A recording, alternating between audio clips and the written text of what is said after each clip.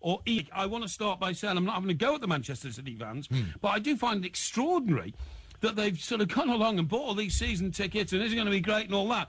They still believe that Manchester City can turn themselves into a literally Premier League, European Champions Cup winning, mega world side overnight. Right. Well, it's like the Harlem Globetrotters, isn't it? They think they've got this kind of team that's going to be made up of all these amazing names, and every time there's a transfer window, we hear about all these amazing people that are going to come, and in the end, what you get is David Silva, Yaya Toure, and Jerome Boateng, which before the World Cup, I'd have to say, I don't think I'd heard of any of them. I still haven't heard of any of them very much, and Silva was confused with Villa, because of course there's a Villa and there's a Silva. Well, and it ends in A. Exactly, tricky that. And they're both Spanish, and their first names are both David. Yes. So it's pretty easy to Is David confuse Villa's them. first name actually David?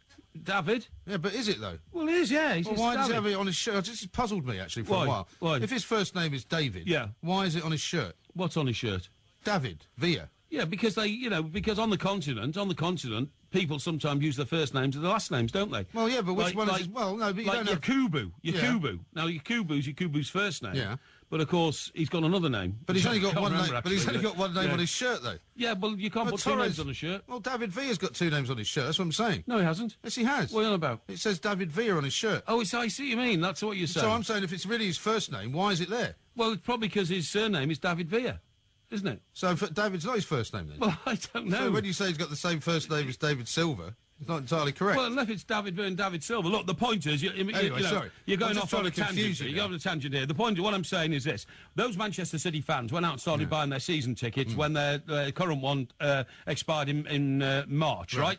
Now, they would have expected by now to have had about 3 or 4 world-class players join them, including maybe, Torres, from Liverpool, £70 million, including some overseas stars, maybe even 1 or 2 World Cup winning players from the Spanish team or something like that. Yeah. They haven't got that. So are the City fans now deflated? And do we all rush too soon into buying our new season tickets when we don't even know what the ambitions of the club that we're supporting are going to be come the summer, and then we find our club's got no money, they've got none, you shelled out for your season ticket, and it's almost, it is utterly and totally blind faith, and it's something which I think we've been caught out on again. I started renewing mine in March. I'm very happy because, of course, you're are you confident that you know what the starting 11 is going to be for Everton? Well, more or less, but we don't have a realistic ambition to win the Premiership like Manchester City do. Right. And Manchester City fans are not buying because they think they're going to have a great season, i.e. slightly better than last season. They're buying theirs because they genuinely think that they're going to be Premiership contenders. And with the team they've got now... And maybe they think they're going to get Fernando Torres, and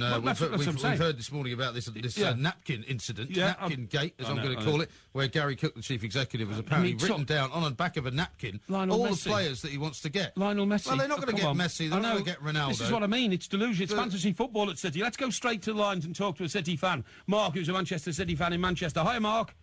Hi, mate. How you doing? Very well indeed, mate. Very well indeed. We're concerned a little bit about you City fans. Blind faith, you're very loyal, but are the club going to be able to live up to your ambitions? Well, put one thing, I'm not a deluded City fan. I was a City fan when we was at Main Road. All right. I'm a City fan because I'm a passionate City fan. Right. Not just because of the money's coming to the game. Yeah, good. It's as if all the City fans can't do right for doing wrong. If we didn't buy the season ticket, you'd have a go at us for not supporting a club who's splashing out a load of money. Well, I'm not having a go at you anyway. But now at the moment, because we're getting the support, you're saying they're only jumping on the bandwagon because we've got all the money coming in. No, what I'm saying is, you guys are so blindly loyal to your club, you're just assuming that, when Gary Cook writes down the name of some international superstar on a napkin and shows it to the leader of some rock band that used to exist but doesn't anymore, you're taking that as gospel that these players are going to arrive at Eastland, but they're not, are they? No, Gary Cook, I've said about him, really, to be honest with you. Yeah. From my point of view, is if you look at the history of City from Main Road and to Eastland, you look at the capacity we've had. We've always had a low support. When we got relegated 2 years ago, we was getting 25,000 in the old First Division. Yeah, it's amazing. Yeah, quite amazing. We've always had the support. It's not just because we've got the money now. Yeah, but it annoys me when but isn't it a bit of a letdown now that you've actually realised we've only got 3 weeks to go to the start of the new season, and no international superstars arrive. Torres has not arrived. Steven Gerrard hasn't arrived. Kaká's not coming. Kaká's not coming. John Terry flirted with the idea of moving there this time last year, but there's no talk of anybody of his calibre now coming. Go on. Sorry, mate. Again, it's just paper talk. Yeah, I know. Me personally, I wouldn't want Steven Gerrard. I wouldn't want Torres. No, okay. Well, all right. Well, that's fine. Listen, Mark. We've got the majority of the players we've got in a minute. Yeah. We've got to give him time to gel and play as a team. Yeah. If you keep chopping and changing all the time, you're never going to get the consistency. I totally agree with you, Mark, and you're a realistic City fan. He realises that organic growth is what you need to pull a team together to put it into any Premiership or Champions League winning And I'm sure there are mode. loads of Manchester City fans like Mark who've supported them, forever. Yeah. But there's no doubt that you don't sell 37,000 season tickets at this point without having had a lot of people also jumping on the bandwagon because they think, exactly, this is a superstar team. Absolutely. It's going to be a great place to go and watch football. Mike, what's happening there now is what happened at Chelsea 10 years ago. The Johnny-come-rich, Johnny-come-lately fans of the Cheshire stockbroker belt. Yeah. Bit similar to the Surrey stockbroker belt, but I think you'd give Surrey the edge on that one, to be honest. It's nearer the City of London, which is the main insurance market in the world, you know. The Cheshire stockbroker belt are sort of, you know... Is that like Altrincham, that kind of area? Yeah, well, no, Hale Barnes, Prestbury, round there, you know, very, very nice part of the world. In fact, there's more Rolls-Royces registered in Cheshire than there are in Surrey or Sussex put together. I'm not surprised about that. Yeah, doesn't surprise you at all, does it? Right, OK, give us a call, 08717 223344, or text us on 81089, or email us via the website at talksport.net.